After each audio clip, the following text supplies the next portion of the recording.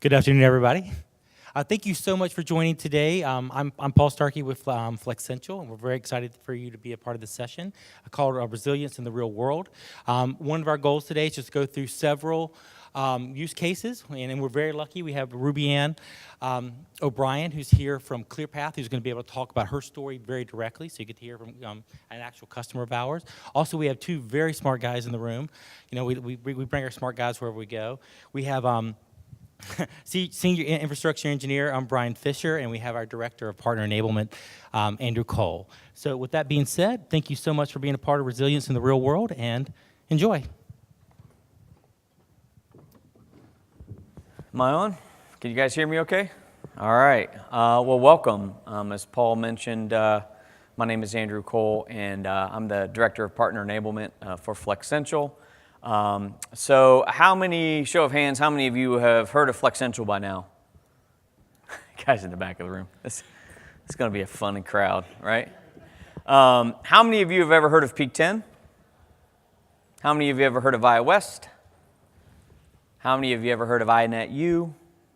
Applied Trust? Okay, so it doesn't really matter because that's all now Flexential. So Peak 10 acquired via West back in August of last year. And as you'll see here in just a minute, we're in the middle of or in the process of merging these two organizations together. So both companies, about 20 years in the industry, grew up as co-location providers, got into the cloud space as well as co-location. Certainly disaster recovery is a major part of what we do, but we have some managed and professional services that I'll touch on real briefly. Guys, keep it interactive. Please, unless you want to take a nap, then just don't snore. So this picture here represents kind of Flexential as a whole, and we broke it apart into two different maps. But really what I want to get across today is at our core, we are an international co-location company. As I mentioned earlier, we both grew up in the colo space. We kind of have this, as we're getting to know the other half of our company now. On the Peak 10 side, I'm a legacy Peak 10 person, been with them for about 8 years. We were a cloud company that sold co-location space. On the legacy via West side, we jokingly say that they were a colo company that sold cloud. So if you ever have an opportunity to take a tour of one of our facilities, you'll find that they're breathtaking. But anyway, so at our core, we're a colo company. We do a ton of things around cloud I'll talk about in a minute, but being a colo company in today's world may not seem that glamorous, but one thing that I want to make sure you guys understand is what co-location means as it relates to the overall thing that we've been here talking about all week. IT transformation, cloud, disaster recovery.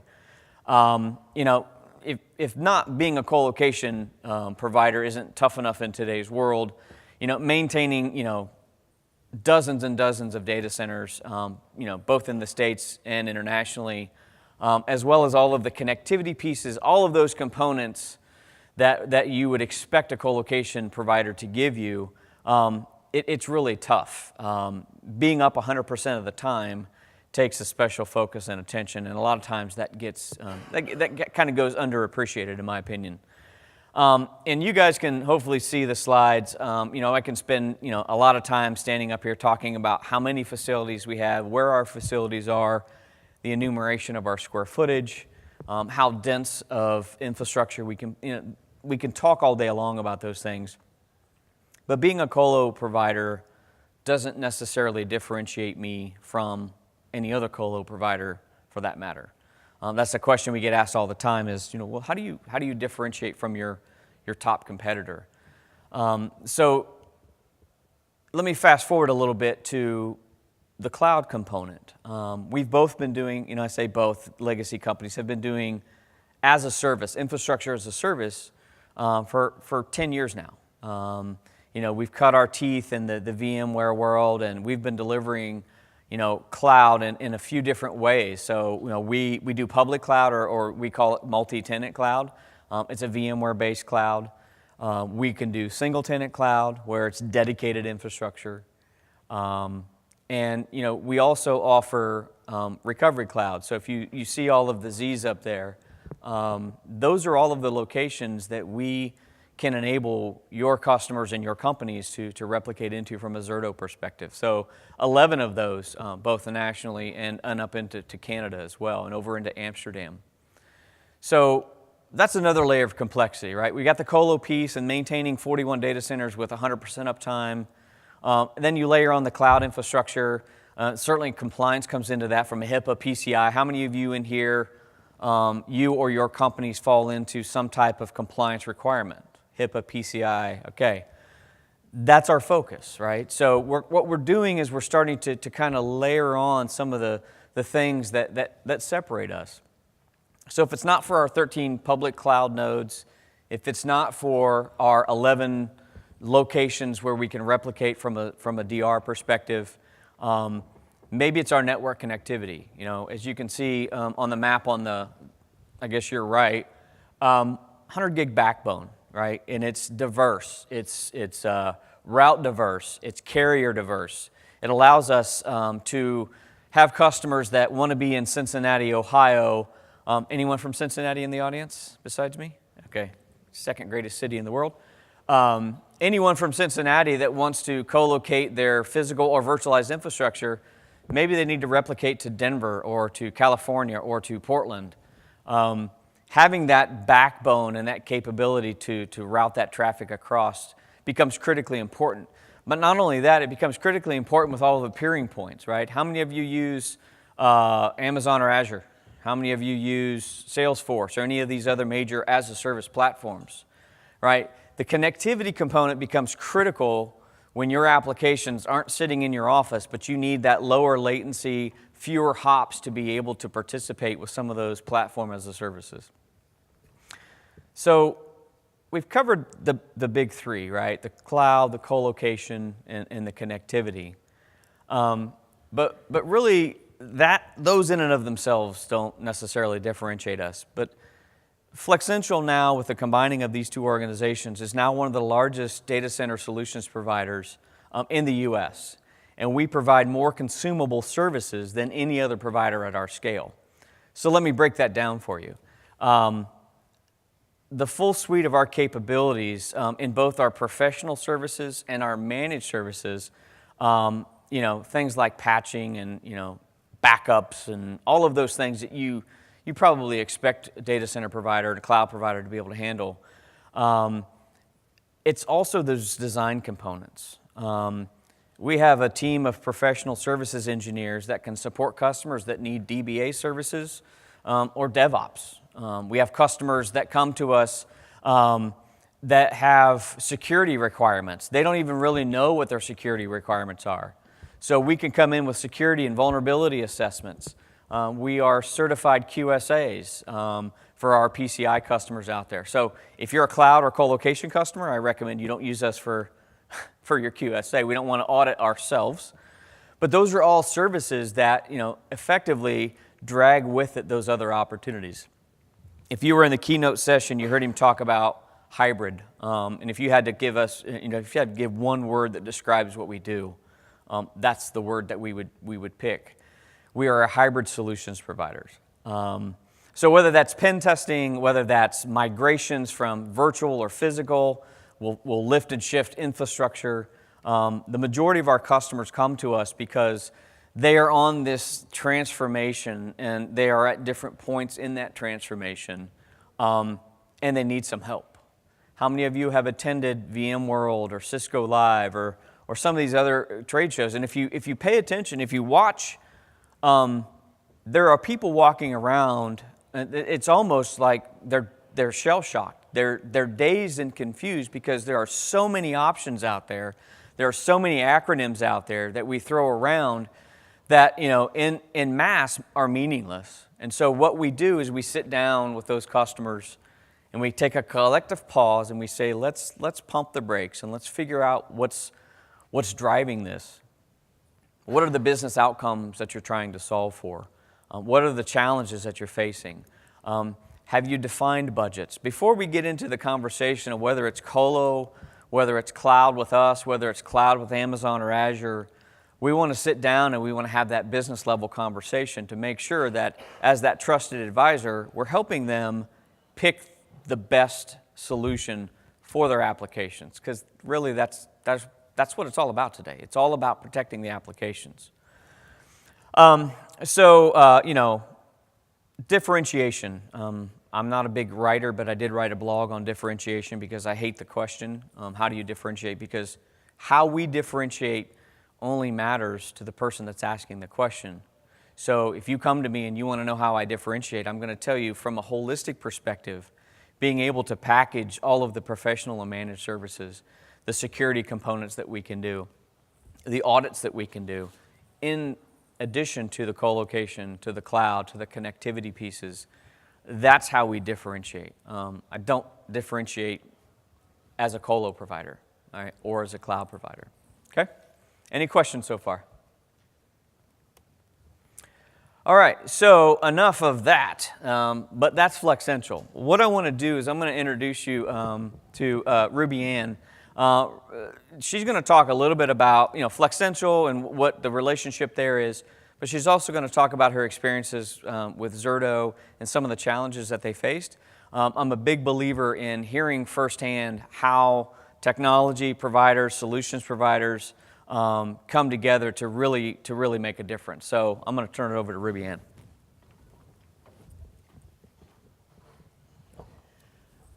So I'll tell a little bit about myself and a ClearPath Mutual that used to be called KESA. First of all, I've been in IT for well over 25 years. So I come from the days when you had a little backup tape, and that was what you did. That was it. When I first came to KESA about 17 years ago, they had the routine of just taking the tape home with you. So every night I would take a tape home with me, bring it back, and rotate on a 7-day schedule and try to retain the monthly ones. So that gives you a little background. We also, when I first came to KESA, we had an AES 400, so I felt like I'd stepped back 15 years from where I'd been before.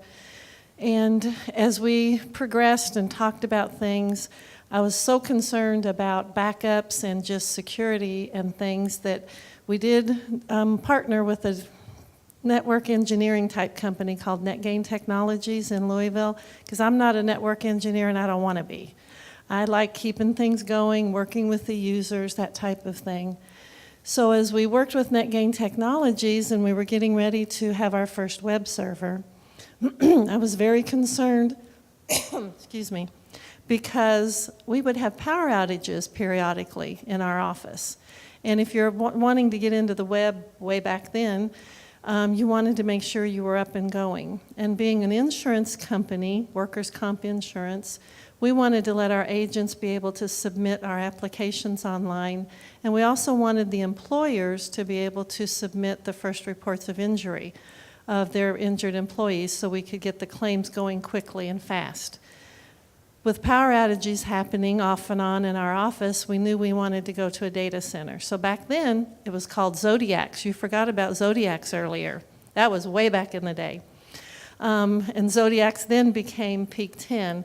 So we started off with just our little web server. And I'm going back, that was probably 2002. Things moved on, and we decided that AS400 needed to go. And we moved to a platform that was Oracle-based. And that worked fairly well, but then we decided we wanted to virtualize because we were getting ready to start doing imaging. So as things progress and things change, we started into the virtual world. So again, Peak 10 at that time came into play because we wanted to have our servers safe and secure, not in our office where we had power outages. So we started with our virtual servers and expanded that at Peak 10. Then, then we got a little more concerned about backups. Because by this time we had a tape library. I wasn't taking them home with me anymore, and that tape library was at Peak 10, so I felt really comfortable.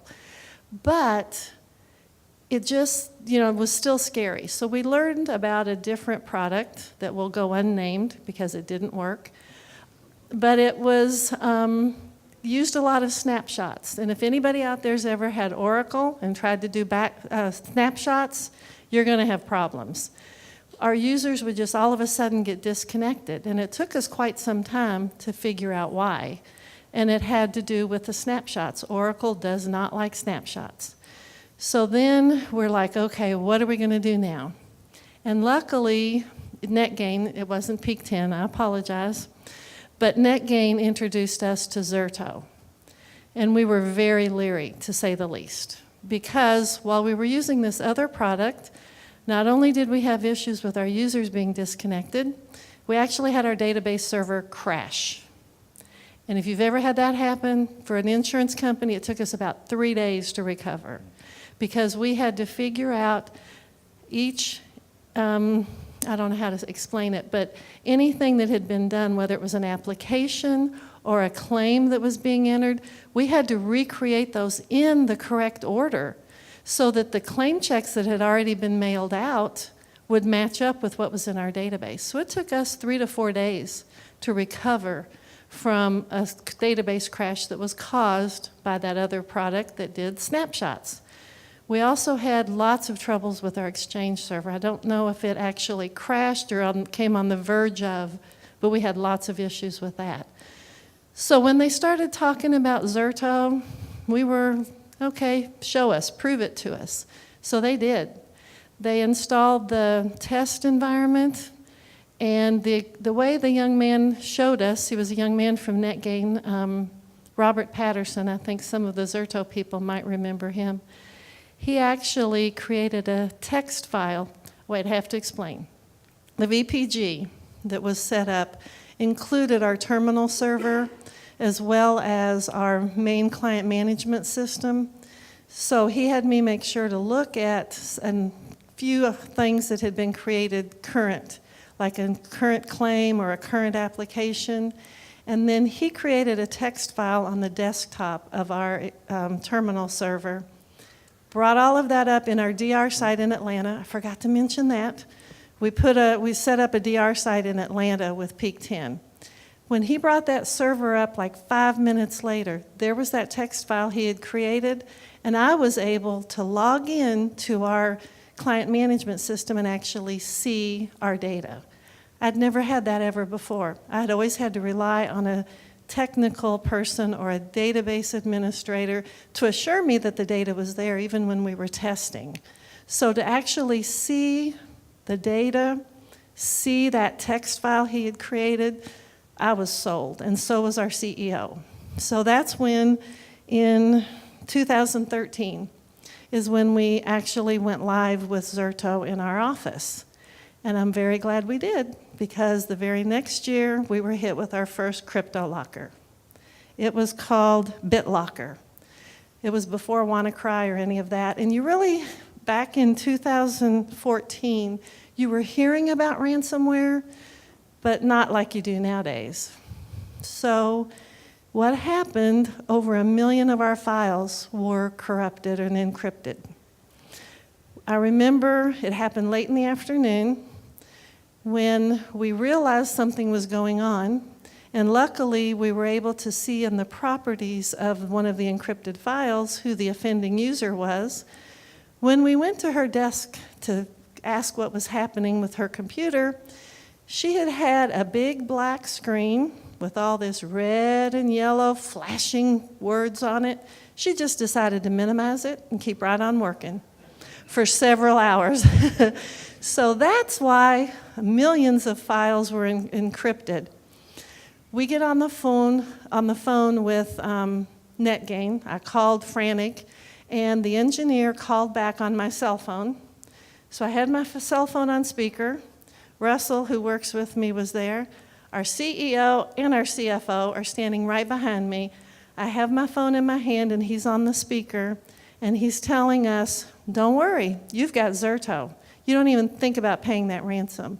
We will get your data back. Meet us at the Peak 10 facility. So Russell and I jump in the car, and we head to the Louisville Peak 10 data center. Robert met us there, and they always have a nice area that you can set up your laptops and things. So while Russell and Robert were busy getting into servers and all of that, I brought a laptop and I'm typing, right? Because I've got to answer to the CEO, the CFO, and our insurance carrier, because we do carry cyber insurance. So I'm busy trying to figure out, keep up with everything that's going on.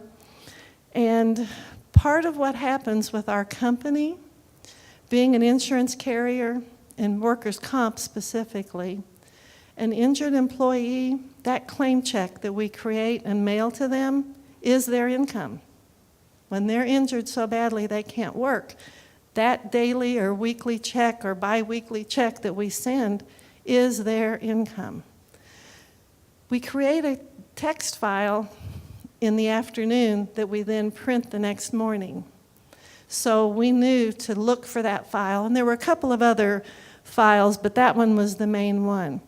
And the idea that we were able to get that file within seconds of when it had been encrypted by using the Zerto was just amazing. So we spent maybe 4 hours at the Peak 10 data center there in Louisville, and we got the main files back, and our users the next morning had no clue. Our agents out in the field had no clue that we had had that incident happen. So without, having the ability to retrieve the files that had been created that day, we could have been in the same situation we had been in 3 or 4 years before when our server crashed. We did learn a lot about crypto lockers and how they migrate through your network. So after that incident, we made a lot of changes in, first, user training. That's your most important thing. And you continue that user awareness by sending emails to your entire office whenever things like WannaCry comes out, and make sure your users know that they can contact your IT department with any question, because if they have an email that looks suspect, we want to know about it. And when we do have emails that are suspect, we will send an email around the office saying, hey, if you got this email, don't open it, delete it. We also learned to not have any mapped or shared drives. And also, our CEO had always insisted upon having full admin rights with his login. So I had the pleasure of telling him, you don't get that anymore. And we gave him an alternate ID that did have full admin rights. Just wait a couple weeks and change the password and he'll never know. He's never asked. He didn't need it, he just wanted it. So after putting those changes in place and trying to become a little bit more aware of crypto lockers, ransomwares, whatever you want to call them, we got hit a second time. And that time was the same day as a big company outing, where we were going to be able to go on a big boat that would give us a buffet lunch on the Ohio River and cruise for 3 or 4 hours. And it hit like at 10 o'clock in the morning, and we're supposed to leave around 11:30. So Russell and I both looked at each other and we're like, oh great, there goes the outing, we're done. But we have a written ransomware incident response plan that we have hanging on the wall. I only have a 3-person IT department. We have that hanging on the wall. We have a 3-step process. We've already told our upper management that anytime we get hit with a ransomware, we are taking our main email and file server offline. And so we have one person running to the PC, and luckily the user told us this time. So one person runs and disconnects the network cables. Russell gets on the main servers and disables the NIC cards. And I'm making the announcement, letting everyone know that we're taking servers offline. And by doing those preventative steps, we only had 135 files that were encrypted. And of those, none had been created that day, so we went on our cruise. It was like, okay, we're good. But if we had to bring something back, we could have. So I guess my main message is make sure you have good vendors. And Zerto and Flexential, I can't get past Peak 10, sorry, I did it, Flexential. Zerto and Flexential are great partners to have as your vendors. and also making sure your users are trained a little bit and have open IT departments where they feel like they can come and ask if anything looks crazy or strange. Because what they said in the openings or the lunch session, it's not when, or not, it's not if, it's when, because you are going to get hit, believe me. But you can recover, especially with Zerto. I got one. You got one? They got me wired. Any questions? Do what? How many in the audience are here? Well, let me poll the audience. How many in the audience right now hold an executive level position, C-level type position in their company? Be proud. Come on. Yeah. He's like, that's me. How many of you hold a technical position? How many of you are here just for the swag? Zerto, yeah. You're giving the swag. Really, these conversations, we meet with these people at multiple levels within the organization all the time. When we start talking about disaster recovery, the first thing I tell customers is the most epic way to have a failed disaster recovery plan is to not get any top-level buy-in. Right? That's not as big a hurdle as what we used to face. But if your executives aren't on board or driving the initiative for some type of a disaster recovery plan, you're pushing a rock uphill. We have another customer use case here, and unfortunately we're not able to attend. But has anybody ever heard of A&R Logistics in the room? Okay. So I'm going to do my best. I'm going to rely on Brian for more of the technical things, but a little larger organization, a little different challenges, but nonetheless, what they relied on was Zerto and Flexential to get them out of harm's way. So, A&R Logistics is an old company, 69. Of course, that's not that old because never mind. We're going to move on. They're the nation's largest transporter of plastic resins. They're backed by $1 billion private equity in Louisville. Both of our use cases are out of Louisville, right? That's interesting. The industry that's out there, the global petrochemical industry, are starting to make a big push into the States. And so A&R Logistics wants to take advantage of that. So obviously, a show of hands, who's okay with downtime? Anyone okay with a little bit of downtime? Okay, so neither is A&R. It does not fit into their plans, and more importantly, it doesn't fit into their customer plans. Rick, the Vice President of Technology at A&R, said that their customers need to know where their product is, when it will be delivered. Their truck drivers need to know where to pick it up, where to drop it off, what's on their truck, so they can't be down. Well, what ended up happening was A&R had some I believe it was brand new infrastructure in their Chicago area data center. That data center started experiencing some unexplained power issues. So another power example, which, by the way, is the number one cause for downtime, is power. It's not fire or flood or earthquake, it's power. So this data center had some power issues, and their systems would go down and they would go offline for unexplained reasons and for undefined amounts of time. So Rick Blanchard, as I mentioned, he was the Vice President of Technology for A&R, called our Executive VP of Operations, Jeff Biggs, who, by the way, was one of the founders of Zodiac's back in the day. Anybody in the audience know Jeff Biggs? Everybody knows Jeff Biggs. So they knew each other, and they called, and they explained the situation and what was happening, and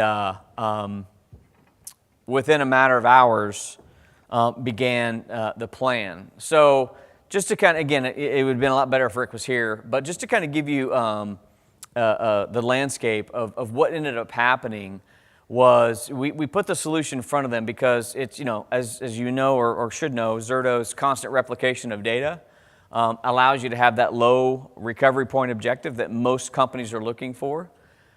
Specifically, the way Flexential leverages Zerto, we can tailor those solutions to meet those needs of the application. Fully managed. The Zerto solutions that are powered by, the Flexential solutions that are powered by Zerto, it's a fully managed solution. We kind of have the premise that when there's a disaster happening, there's probably other things that you and your team needs to be focusing on. So we're the phone call that says, I want to declare the disaster. Our team, 7x24, 365, jumps into action. We instantiate that environment. We get it back up to where you can access your applications based on how many of you test. Every one of you should test. If you don't test, you don't have a plan. And so what ends up happening is we recover the environment the way that those tests are scripted. No script, it's difficult. So test, test, test. Whatever you do, I don't care what your disaster recovery plan is, you got to test it. So it's fully managed. The benefit of it is, hopefully things will get back to normal at production, wherever production sits. And that was certainly Rick's concern was, hey, let them figure out what's going on. I need to get my systems up and running. We'll worry about getting back later, which failback, yes? Do you have clients that use your DR solution to fail between what we would call prod and DR on like a 6-month schedule and fail that? We do have some customers that do that, actually. We have customers that also, for them, testing is a live test. It's not I want to see that these applications come up. I'm going to fail my environment over, and I ran it in data center A. I'm going to run it in data center B. And sometimes that's the entire environment. Sometimes that's a set of applications. If there's a large company, they have different business units. But they're running for days or weeks, and so now this becomes production, right? One of the things to consider, and it's a great question, one of the things to consider is, we're working on solving for speed of light. We're partnering with Zerto to kind of figure out how we can go faster than that. But when you're replicating hundreds and hundreds of terabytes of data, when you run in an environment for a week, a month, you need to replicate that data back because now this is production data, right? You need to be able to reverse replicate that back. So for the one C-level executive in the room, don't let anybody tell you that this is instantaneous. The process is instantaneous. The replication is near real time. But when the environment is stood up, whether that's 2 hours or 4 hours or whatever your recovery time objectives are, when that environment is up and running, it's going to run, in this case, and I'll get to it in a second, sometimes it runs better in the DR environment. But when you fail that environment back, depending upon how long you ran over here, it's going to dictate how long it's going to take to fail back. We have had customers come and say, well, I want, it's kind of like I dream a genie. It takes time, right? So just kind of put that in the back of your mind. One of the other things is 30 days of journal history. So as you're replicating data, think of that from a ransomware perspective. You get attacked by ransomware. You're not really sure when your last good replicated block of data is. With Zerto, we allow you to go back to up to 30 days to find that good sync point for that VPG, that application group. And like I said already, we're compliance focused, and we offer the 24/7 testing, support, failover capabilities. So all of that happened. We signed the paperwork. We began the process, and what they deemed as the torturous exercise. Within hours of that initial discussion with Mr. Biggs and Mr. Blanchard, we began to replicate the process, or to replicate 14 terabytes of data from their production facility to our recovery cloud. Which recovery cloud? Was it Louisville or Atlanta? Louisville. Louisville, okay.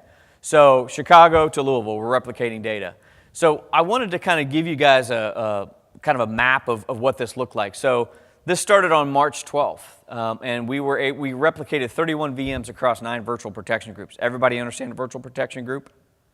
Anybody not understand a virtual protection group? Grouping of servers? Okay. Anybody just lying and not answering me? Anybody still awake? Okay. So then the next day, we went 43 VMs with 16 VPGs. We're kind of throttling up here. March 15th, 67 across 27. So it took that amount of time to replicate those VMs, right? They're still battling power issues. I think things had stabilized a little bit in their production environment. You may know more about that. They continued to go down, replication would start, and then it would be severed due to the power outage. Then it would come back and start picking up where that left off, which is another nice feature of Zerto. It didn't have to start fresh every time, but it did delay, and that's part of what you see on the March 12th, 13th, and 15th. Why we didn't build all 67 VMs at one time was just due to getting them primary and their largest first, and then scale on down. So they're up and running. They're running in our recovery cloud environment, powered by Zerto. I have to say that, so he'll buy me dinner again tonight. Powered by Zerto, it's true. And life is good. What then started happening, and some of these details are a little fuzzy for me, but from March to June, what started happening was they were beginning to the process to fail back, but yet the data center still had power issues. And so what we did, and from June 28th to June 30th, effectively is we took their virtualized environment and we did a storage vMotion over into a temporary cluster. Effectively, I'm going to cut to the end of this. They had such a bad experience with their colo provider that they forklifted their stuff and moved it to us while we were running in DR. They did a lift and shift, moved their infrastructure to our data center. And then what we did was then we replicated from the Louisville data center to our Atlanta recovery cloud. So now A&R Logistics is both a co-location customer that's running their own virtualized environment, but they're being protected with our Zerto-powered solution in our Atlanta. Start to finish, this was a 5-month project. Conversation I had with Rick, he said this normally would have been an 18-month project would have been probably a good time frame. 12 months would have been insane. To be able to do this in 5 months was a Herculean effort. And he did mention that the performance when they were running in our DR environment, because of how it's configured, actually ran better than it did on their production gear sitting in their data center. So this was a swing, right? It became, salvation to get the environment up and running. And once that was stabilized, they realized that they were still going to have the power issues. They decided to swing, and so they were able to move that infrastructure down. We copied the data over to shorten the replication time. And then once the new production environment was up and running in Louisville, we began the process of replicating across our network, our backhaul network, to our data center in Atlanta in our recovery cloud environment. This is really basically what I just talked about was how their environment didn't stabilize and they moved, and so now they're both production, co-location with us, as well as recovery cloud. Anybody have a similar story to that? Anybody using Zerto today? I know you're using Zerto, Russell. You're on stage. Yeah. What you can do, the flexibility that you have with a solution like Zerto really enables your organizations to meet some of those really stringent recovery. We don't even talk about recovery point. How many of you have had an RPO conversation in the last 6 months? You have, right? We don't even talk about it anymore because if your replicated data can't be seconds to maybe minutes old, then you need to start looking at an active-active solution, which has its own challenges, as most of you probably know. Most of the organizations that we deal with, their recovery time objectives, they say, well, we can be down, we have to be back up within 24 hours. And I kind of giggle to myself because I'm like, I was thinking 2 hours. And, they're like, oh, 2 hours, wow.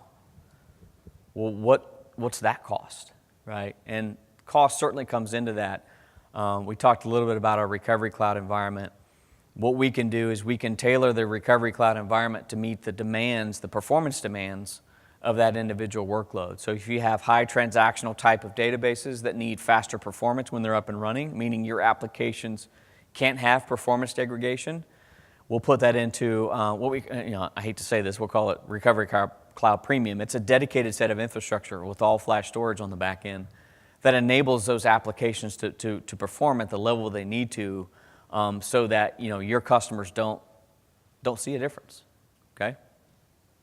How much time do I have, Paul? 5 minutes. All right. Any questions? How many of you are in the middle of a consolidation right now?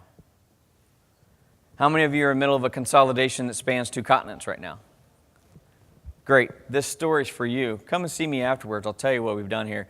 This was a perfect storm, right? Disparate IT infrastructure, Spain and Norway. They had a newly appointed CIO. They had multiple providers, multiple different companies. They were in the middle of a consolidation effort. We were able to put a solution together that did physical and virtual replication, Zerto, from Amsterdam to our Allentown location. And this deal was done in 30 days, which is unusual. Okay? Any questions? It doesn't get any better than this, guys. Any questions? All right, well, thank you for your time. I'll give you some time back.